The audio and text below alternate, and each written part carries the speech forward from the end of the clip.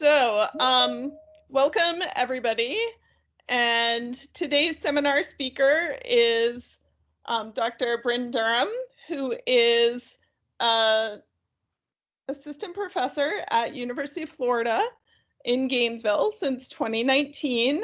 And she got her PhD in microbiology at the University of Georgia in 2014.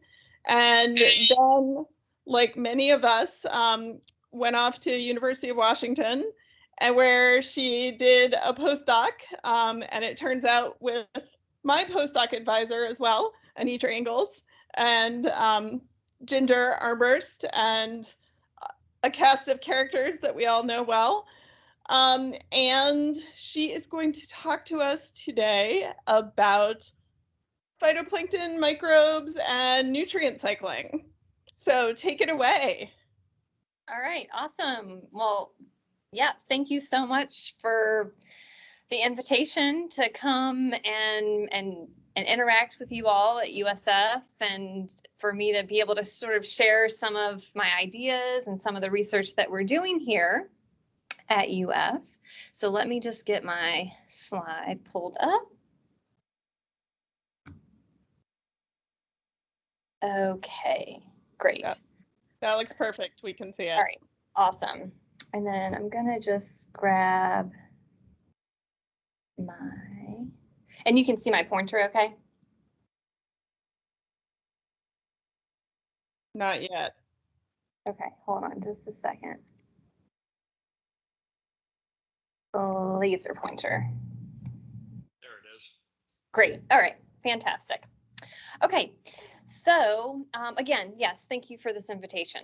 It's really fun to be able to, just share again some of the stuff that we're thinking about here in my lab. And so my background is in marine microbiology and microbial oceanography, and I'll be talking today a lot about how microbes interact with one another and how those interactions impact the way we think about elemental cycles in the surface ocean. And so first, I just wanted to kind of orient you to some of the ways that we think about these interactions in the ocean. So we study cross-kingdom interactions between eukaryotic phytoplankton and heterotrophic bacteria. And in thinking about how these organisms interact with one another, we try to think about it from both sides, both the eukaryotic primary producer side as well as the bacterial consumer side. And as I move through my presentation, you'll see that in order to think about how these organisms interact, we use a combination of model organism studies where we're bringing organisms into the lab under controlled conditions and trying to learn things about their metabolism, as well as using more community scale field-based observations to understand how these interactions are working at the population level.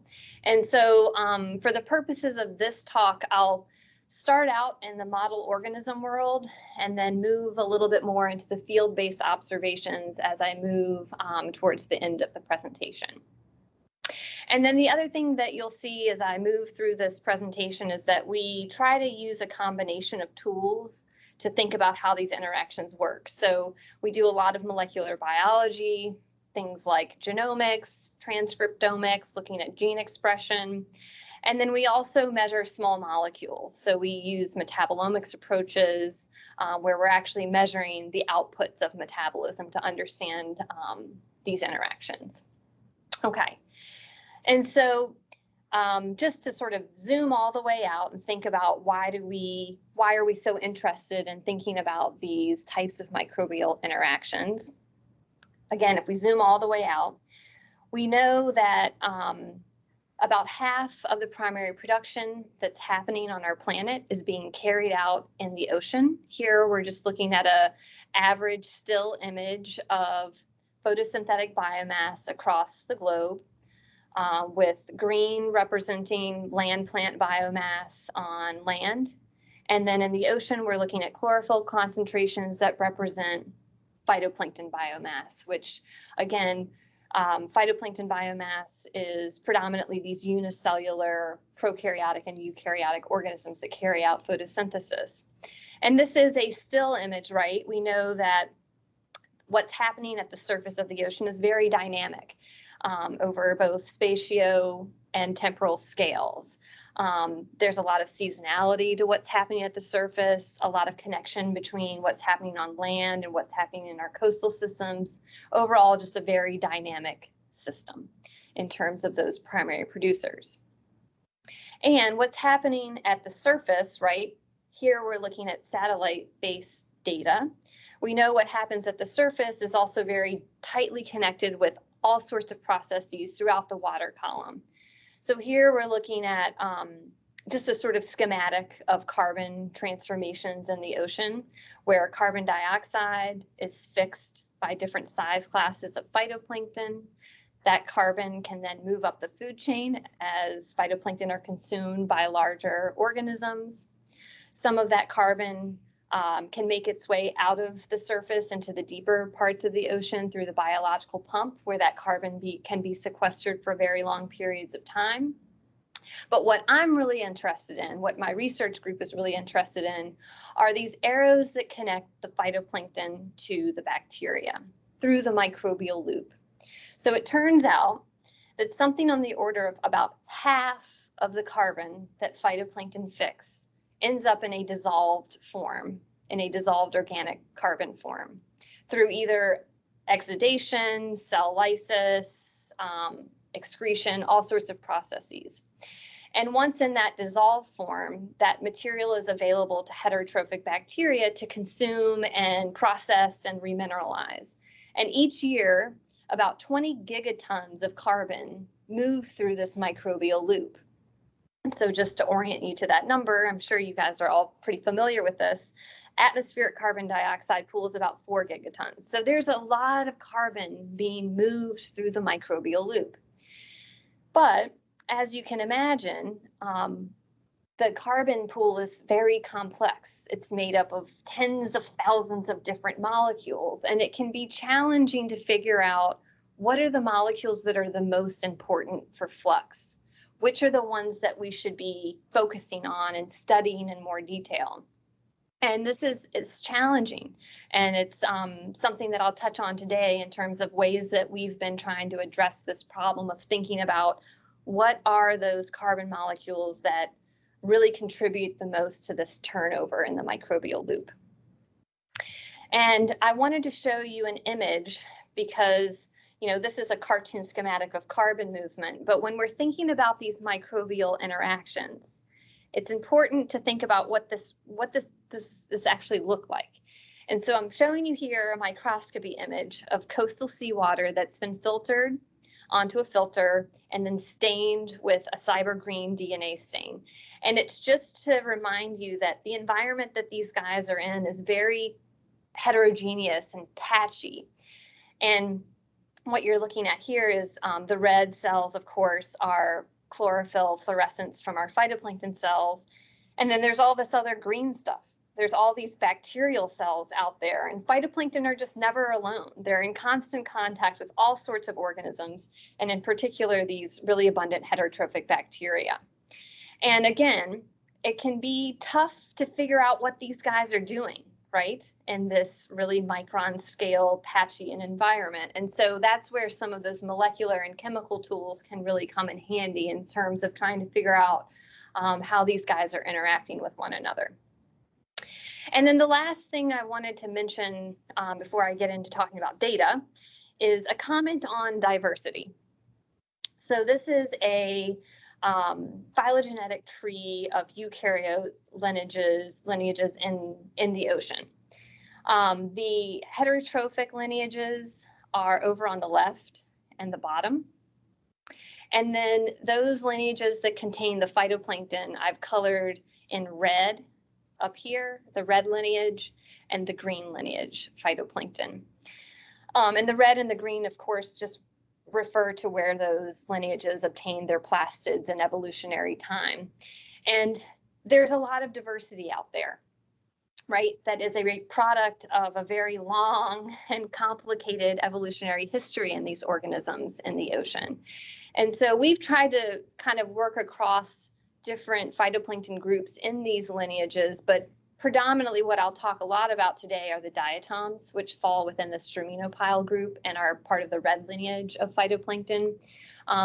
Primarily because these organisms, one, are very abundant in the ocean and carry out a lot of carbon transformations, but we also have genomes for these organisms. We have genetic tools for these organisms, and we know a lot about their physiology, so they've made really good model organisms for us to study phytoplankton metabolism in the lab.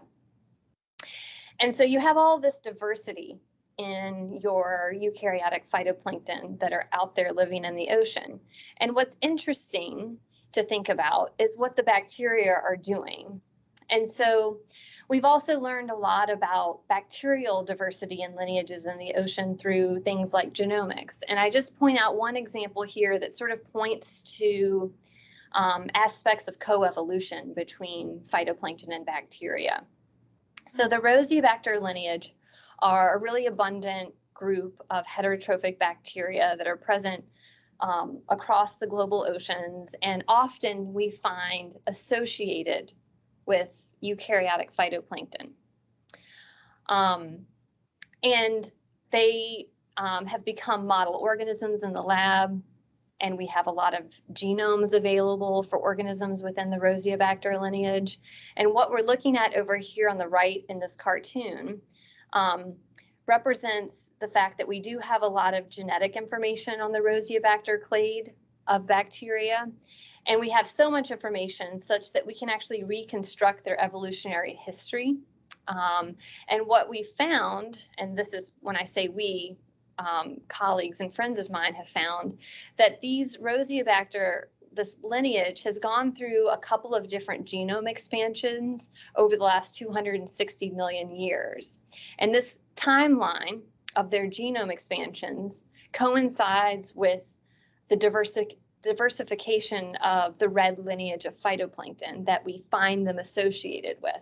So essentially, as the red lineage of phytoplankton are diversifying in the ocean, creating all sorts of new niches, they're doing all these interesting metabolisms, we can see groups of bacteria sort of following along and co-evolving with those phytoplankton lineages. And this all sort of points to more directed interactions between these organisms, which is sort of what I'll be touching on today. Okay, so let's get into some of the stuff that I've been doing over the last few years.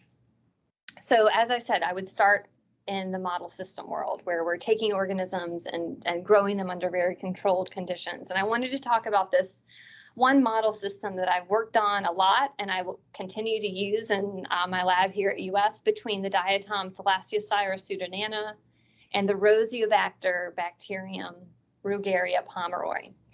So both of these organisms have genome sequences and they belong to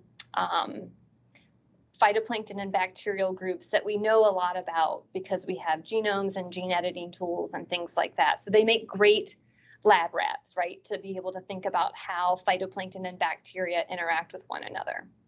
And ultimately, what we're really interested in is thinking about what are the compounds that are important for establishing these interactions in the microbial loop and which are the ones that really affect biogeochemistry in the ocean. Okay, so we have lots of genomic information available about these two organisms in particular, and we can make predictions about how they should interact, right? And so one really nice example of how these organisms interact comes from vitamin B12. So vitamin B12 is an essential B vitamin for lots of different eukaryotic phytoplankton. And just like we need B12 from our diet, eukaryotic phytoplankton also have to get vitamin B12 from an external source in the ocean. And it turns out that the primary producer of B12 in the ocean are certain clades or groups of heterotrophic bacteria and archaea. including our model bacterium here, Rugeria. And we can test this in the lab. So what I'm showing you over here on the right is diatom abundance over time. Grown with B12 under B12 replete conditions, the diatoms do really well. And then when you starve those cells for B12, they slow in growth rate and they will eventually die as you're doing serial dilutions.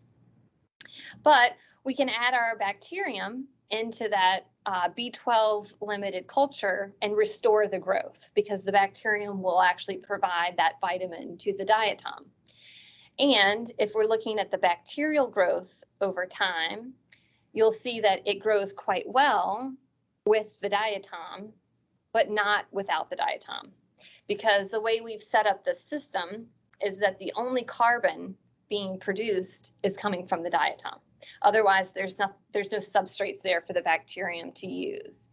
But we don't know what these molecules are, right? We don't know what are the carbon substrates that this bacterium is using in exchange for producing this vitamin B12. And so that's where some of those tools that I mentioned can come in. So in this experiment, we were looking at gene expression through transcripts and then actual small molecules through metabolomics to try to get a sense of how these organisms were interacting and what are the substrates that are important. And I'm just going to tell you one thing that we found that was interesting. There's lots of cool stuff here, but I'll just fixate really on one pathway.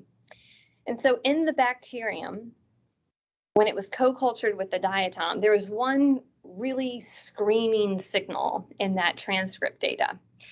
And this pathway that you're looking at over on the right is the most highly upregulated pathway in the bacterium during co-culture.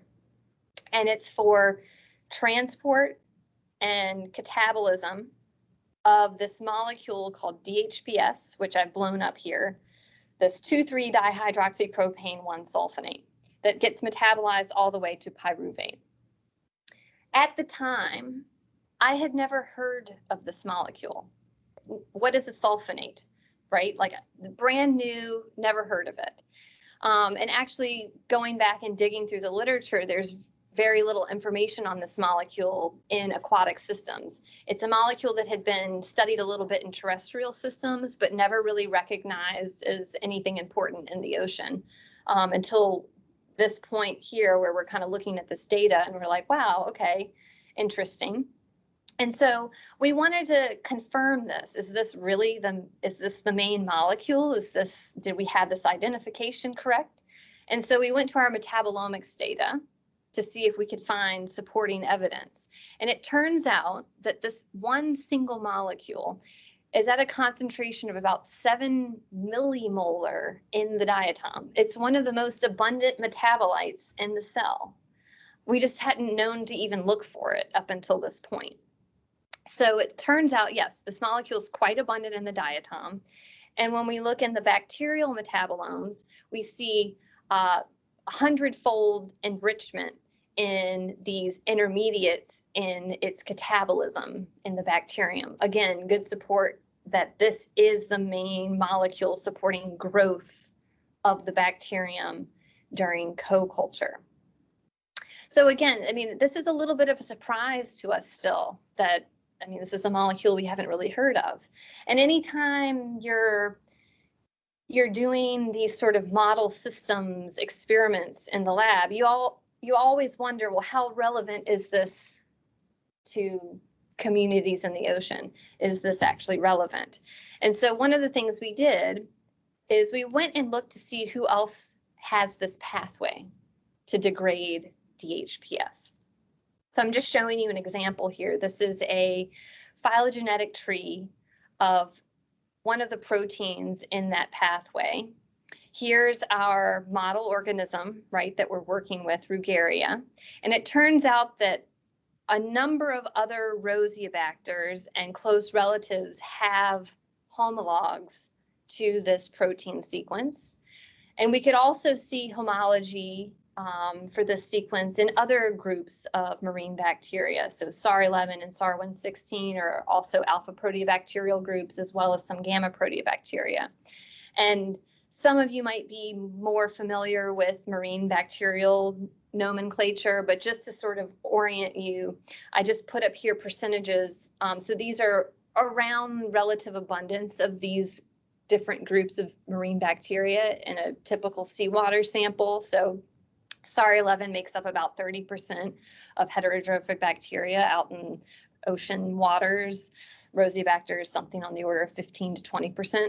So what it looks like is that there are some pretty abundant groups of bacteria out there in the ocean that have this pathway, which would indicate that there must be a pretty large source of this molecule out there for there to be this level of, for this gene to be carried by so many abundant groups of bacteria. So that indicates that this should be environmentally relevant. And we'll come back and talk about DHPS a little bit more later. But just to sort of summarize what I've told you so far about using this model system, we found this sort of bizarre, poorly described molecule to this point, the sulfonate DHPS, that seems to be the dominant form of food provided to the bacterium in this co-culture, and that there's evidence supporting that this is a pathway that's used by lots of other bacteria in the ocean, and it must be pretty relevant at the population level. Okay, and so this is exciting in the sense that we now have a new target for thinking about how these exchanges work in the environment.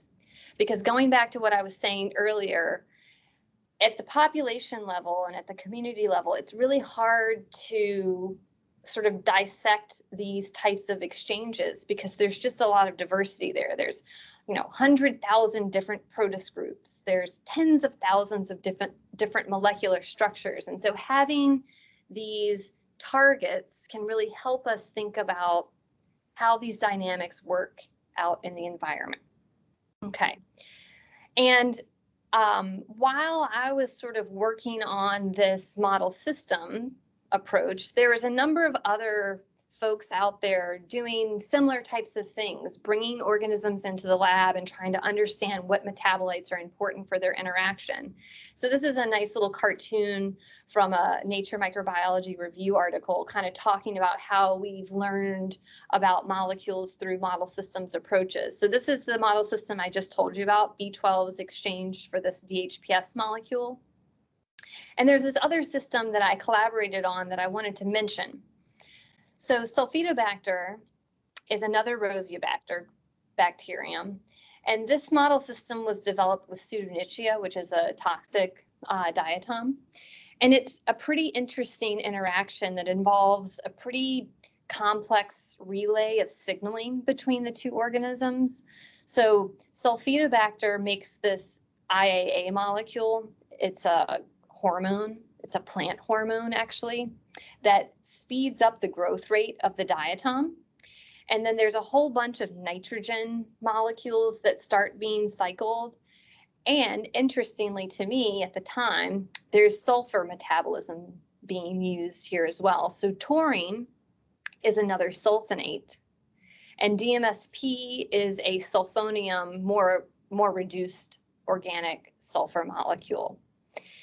And to me, this sort of jumped out that there's this pattern emerging where phytoplankton are producing these specific organic sulfur molecules that can feed beneficial bacteria that produce hormones or produce vitamin B12. And that why sulfur? Why are we seeing this pattern emerge? So I want to talk about sulfur for a little bit and why that would be. And again, this is just me sort of postulating here a little bit, but the way we think about it is sulfate is actually very abundant in seawater. It's the second most abundant anion. It has a concentration of 28 millimolar. So that's in stark contrast to other macronutrients like nitrate and phosphate that can actually be limiting to phytoplankton in lots of regions of the ocean. And so the idea here is that you have these photosynthetic organisms that have to balance their redox state when they're doing photosynthesis, and that they can sort of leverage this really abundant anion to dump reductant on, and that generates this organic sulfur pool that then can fuel bacterial heterotrophy and then leads to these sort of feedbacks from the bacterium back to the phytoplankton. And it's interesting because if you look at bacterial lineages, several of them don't even assimilate sulfate for themselves. They've lost the ability to do all of that work because probably they can just use the organic sulfur that's being produced by phytoplankton, right? Why fix or assimilate sulfate when you can get organic sulfur that's already been assimilated for you? So the idea here is that lots of sulfate is being assimilated by these photosynthetic organisms, and this creates a nice link between primary production and secondary production in the bacteria. And again, makes for this interesting feedback loop, right, between the phytoplankton and the bacteria. And I also wanted to just mention, thinking about how this is regulated. We don't know as much as I would like to know about how sulfate assimilation is regulated. But one thing that I've been thinking a lot about lately is how it might be influenced by availability of light, and then also the availability of other nutrients like nitrate.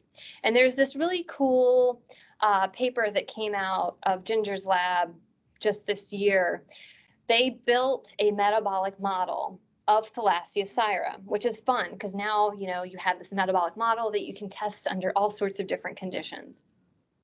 And what Helena Van Tol talks about in this modeling paper is this relationship between redox state, reductant that's coming from photosynthesis, and how the cells make choices about how to deal with excess overflow from photosynthesis. So just to remind you of the stoichiometry. So this is linear electron flow. You get this ratio of 1.28 ATPs to NADPH. And then when the cells route that energy and are doing carbon fixation, they need a slightly different ratio, right? And so this could lead to buildup of electrons and reductant in the cell, and the cell has to figure out how to deal with that. You don't want, your plastids becoming overly reduced. And what Helena talks about in her paper is that nitrate assimilation is really effective at dissipating reductants. I just show here what reductants and ATP are being used to either assimilate nitrate or sulfate. So nitrate's really useful in this dissipation. But as you can imagine, there's lots of areas of the ocean where nitrate's not that available.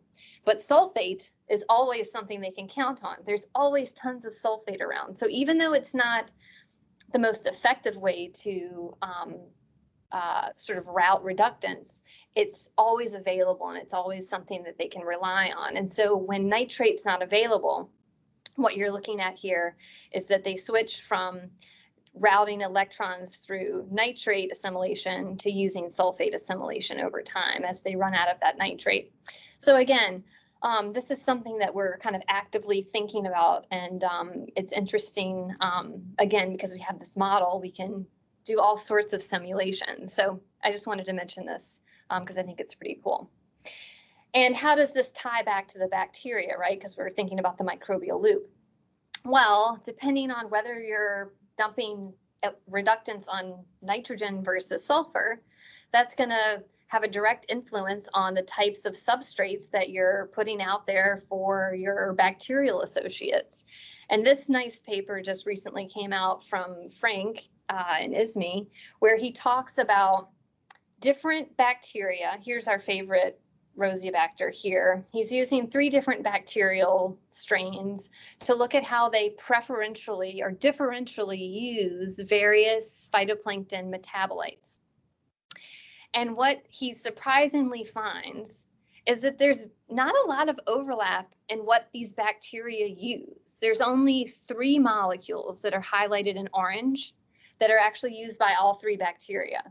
Otherwise, they're using different things, and that a lot of these molecules are dissolved organic sulfur, and dissolved organic nitrogen molecules that leads to this sort of resource partitioning in the bacterial community.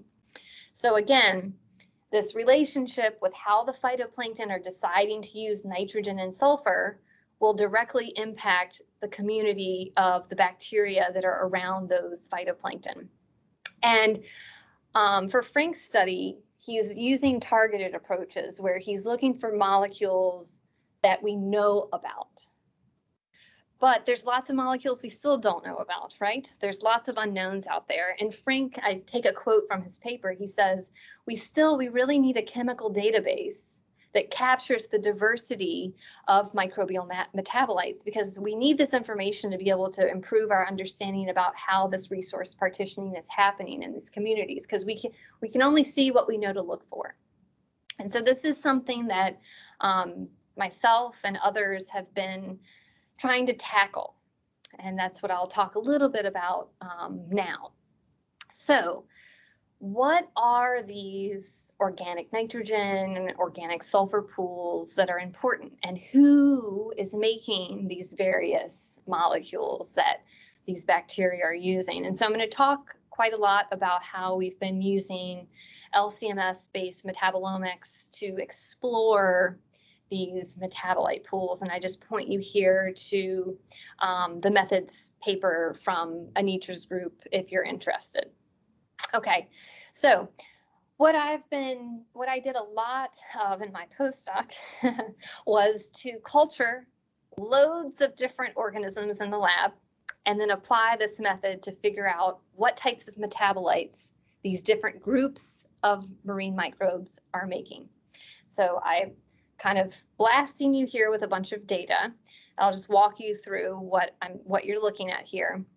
So this is a hierarchical clustering of presence, absence of various metabolites that we have found and identified in our data sets. The colored boxes represent the presence of a molecule, and then if you see white, that means we didn't see that molecule in that particular organism.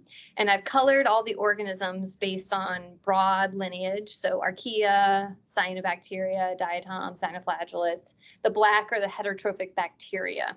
I apologize, that should say heterotrophic bacteria. And then down here are just a subset of the molecules that we have been pulling out of that metabolomics data. And so what you can see is that there's groups of metabolites that are present in most organisms, right? These are sort of core metabolites. But then there's loads of other metabolites that seem to have more sparsity and might be represented only in particular taxa, which is kind of fun.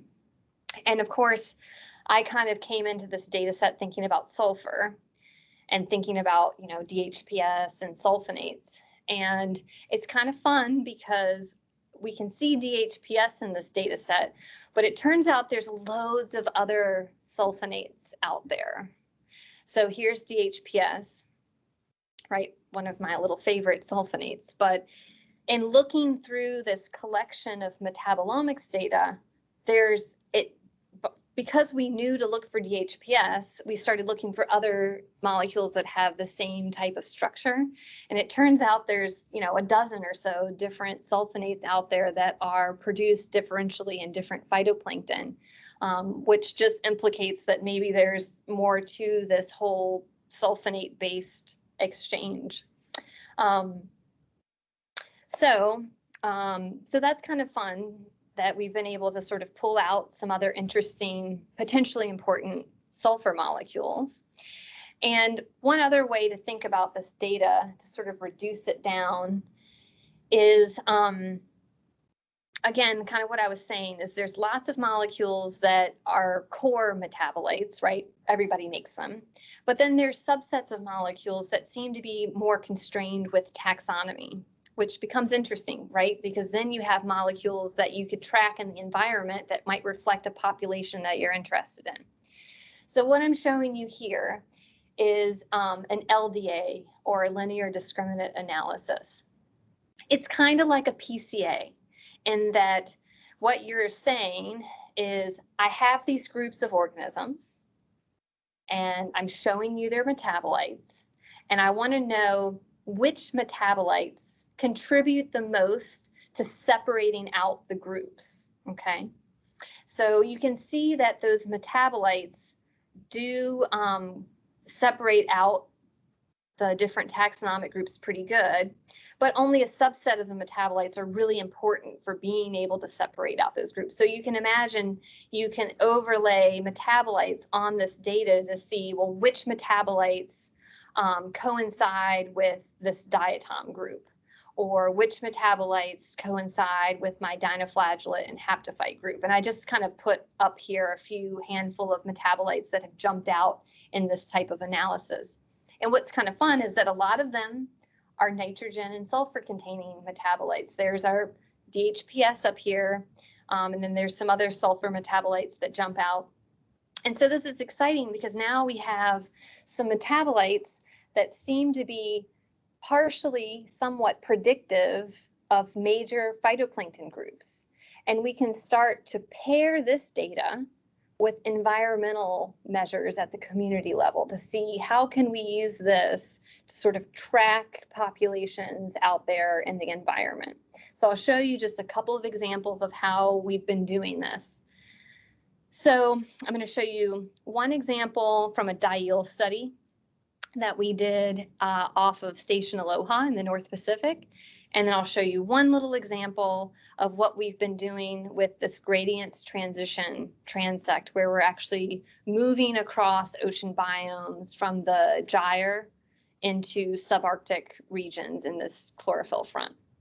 Okay, so with this diel study, what we did is we went and tracked a water mass for about a week and collected metatranscriptomic data and metabolomic data. And I'm just showing you here some metadata over those a few days of this water tracking. So here's photosynthetic active radiation during the day and at night, day and at night. We can see temperature fluctuations over the course of the day. The water warms up a little bit and then it cools down at night. And then this last plot is looking at picoeukaryote cell size. So this is data that comes from a seagoing flow cytometer where we're looking at side scatter of photosynthetic small picoeukaryotic cells. And what you're looking at is that the cells become larger over the course of the day because they're doing photosynthesis, and then they divide at night, and then they become smaller. And there's a nice diel periodicity to this. So, as I said, we're along these several days collecting molecular and chemical measurements. And I'll just show you just a little tiny snapshot of some of that data where we're looking at some of our important sulfur containing metabolites that seem to be constrained to eukaryotic phytoplankton groups. And you can see that many of these have a nice diel periodicity that looks kind of like the change in cell size for those picoeukaryotes, where they become more abundant during the day as the cells are doing photosynthesis, and then becoming less abundant at night when cells are potentially respiring. And we looked at some gene expression patterns concurrent with these metabolite measurements, and here we're looking at expression of APS. APS is a gene that's involved in sulfate assimilation. And I'm showing you the expression of that gene in haptophytes and stromatophiles. And you can see there's a really strong diel periodicity in how this gene is expressed, where really high expression at sunrise. And it's as if the cells are really ramping up for photosynthesis to start, where they have to start dealing with reductant. And that ties in nicely to what I was talking about earlier, where we do think that sulfate assimilation is has a really tight relationship with photosynthetic outputs. And what we're looking at here are the outputs of that, right?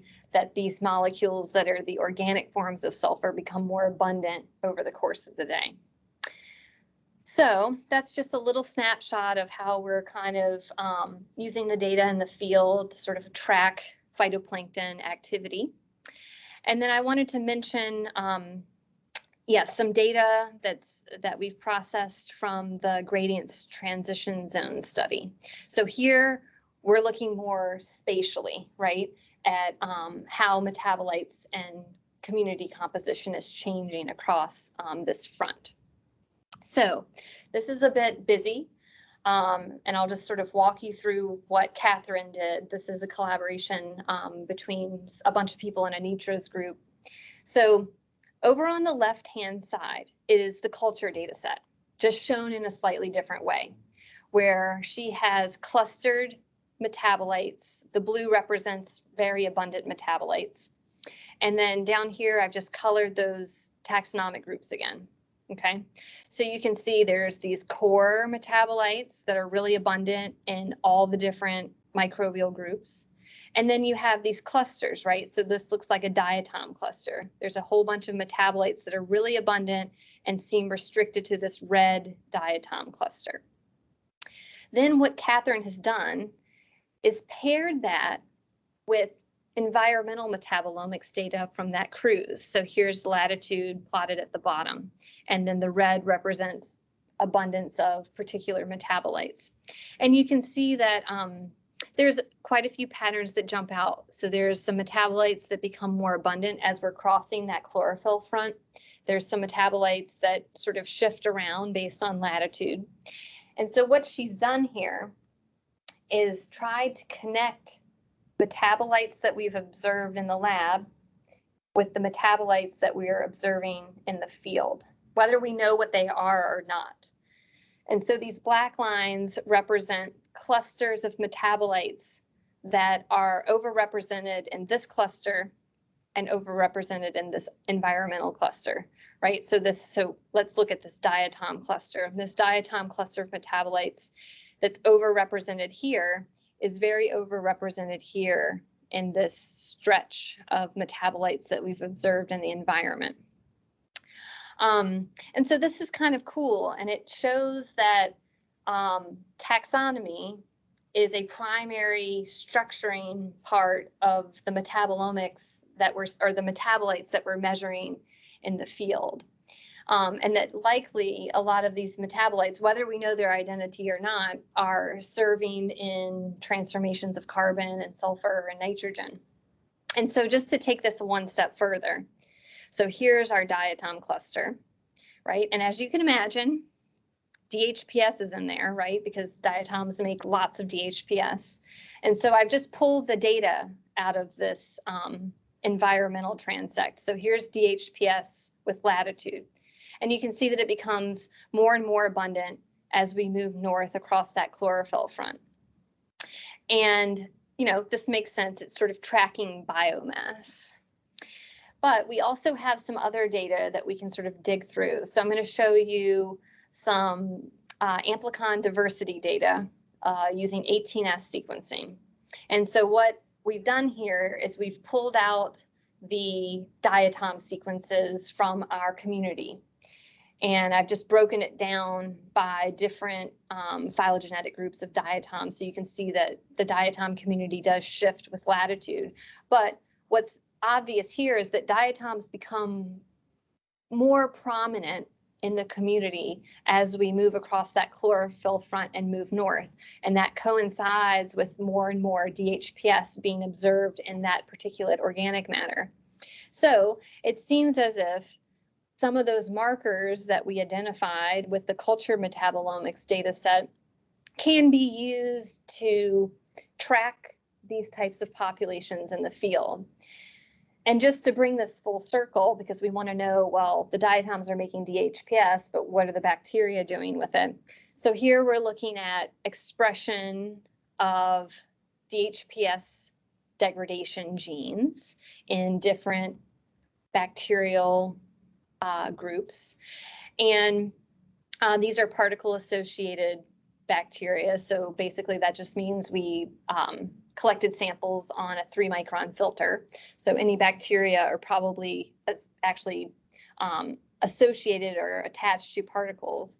And we can see that there is a bump in the expression of this pathway in gamma proteobacteria that sort of more or less coincides with abundance of pseudonychia and some of these other diatom groups.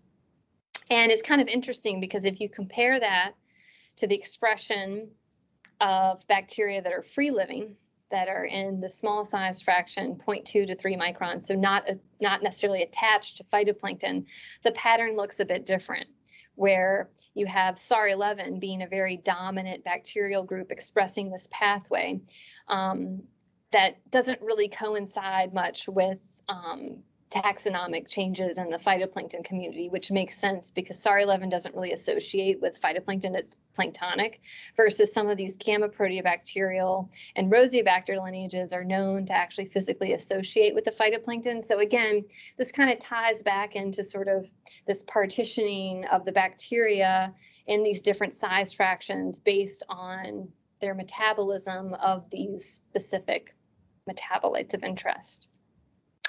And then lastly, another thing that we're doing with the environmental data that a student in my lab, Rebecca, is working on is with this 18S data. We also have 16S data, and we can start to see, okay, well, who are these 18S diatom sequences correlating with in the bacterial community? So she's doing these correlation networks with the bacteria and phytoplankton communities to figure out who has similar abundance patterns and tends to correlate with our phytoplankton of interest. So again, this is something ongoing, and in other ways we're trying to think about how to pinpoint these particular interactions. And then, as you can imagine, once she identifies these networks of organisms, she could then go into that transcriptomic data or metabolomic data to see how well those are supported through these organisms' metabolism. Okay, so that's sort of where we're headed right now, is sort of mining through some environmental data with our culture data in hand. And I'll stop there, and I'll just make a couple of summary points.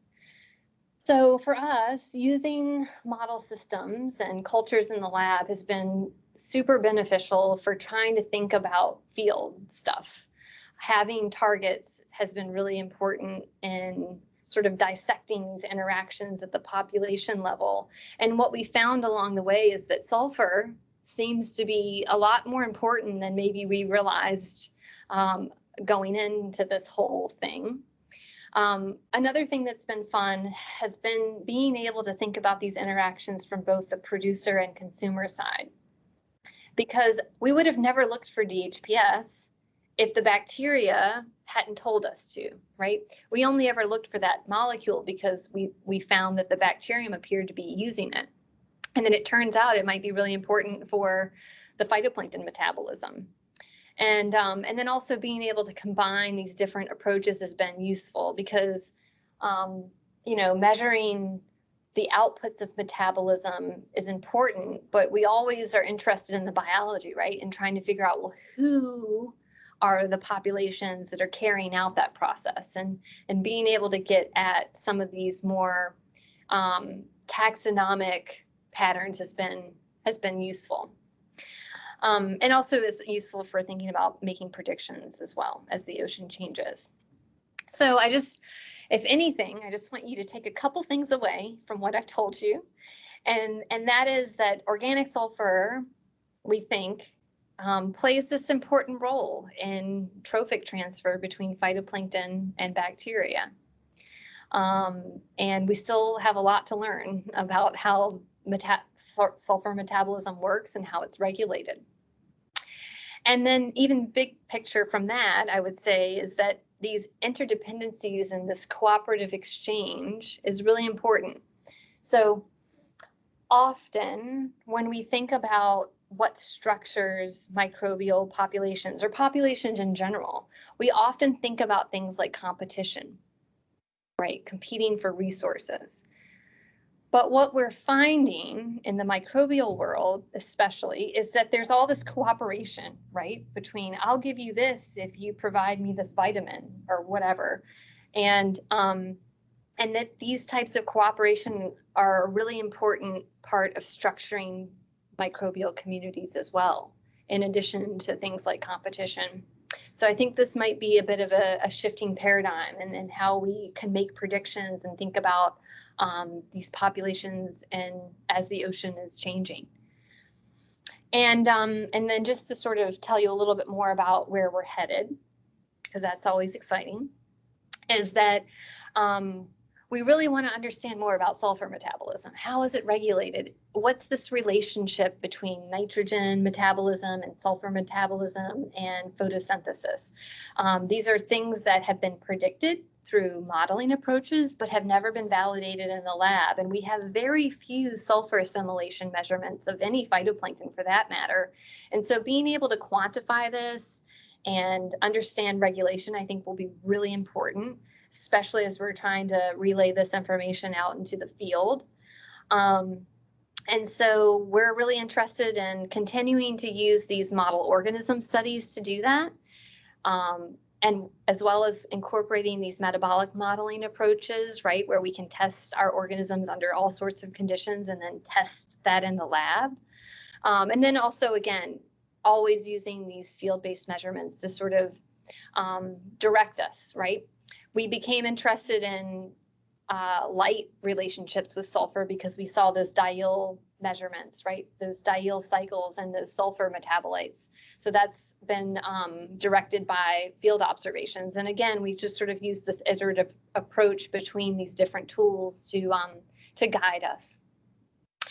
And I'll end there and just say thank you again for the opportunity to come and share ideas with you. And I acknowledge our funding support over the last several years, and then folks in my lab who you see pictured here. And thank you again. Thank you so much. That was a great talk. Even this geologist understood a bunch of it. Awesome. So thank you. I want to start with any questions from students first. If you have a question, please raise your hand.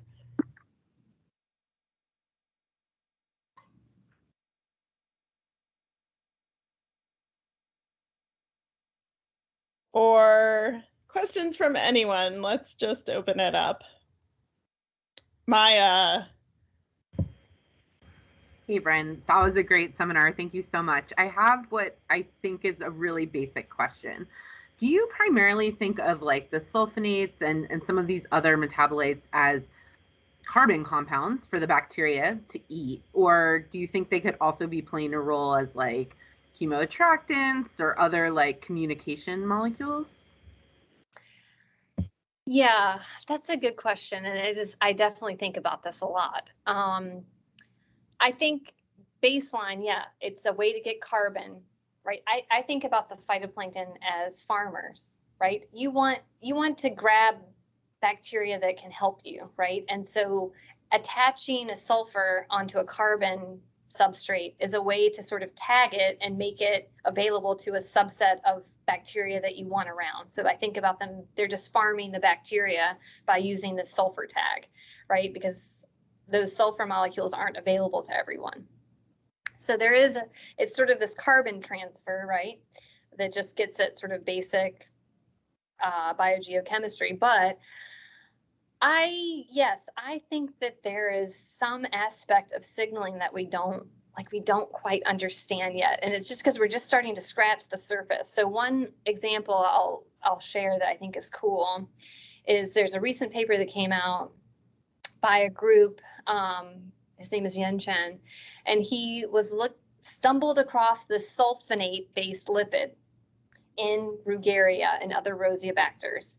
And they haven't quite figured out the pathway, but it looks like there's a sulfonate that looks a lot like what the phytoplankton make.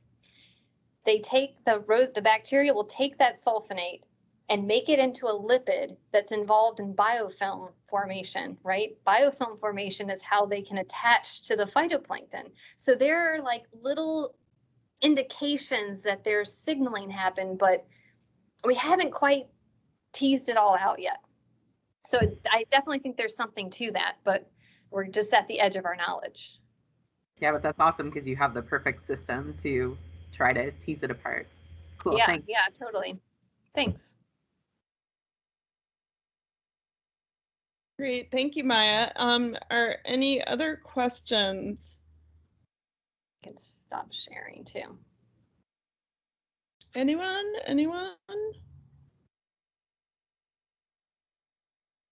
Okay, well, if there are no more questions, let's all thank Dr. Durham, for her fantastic talk and really interesting research.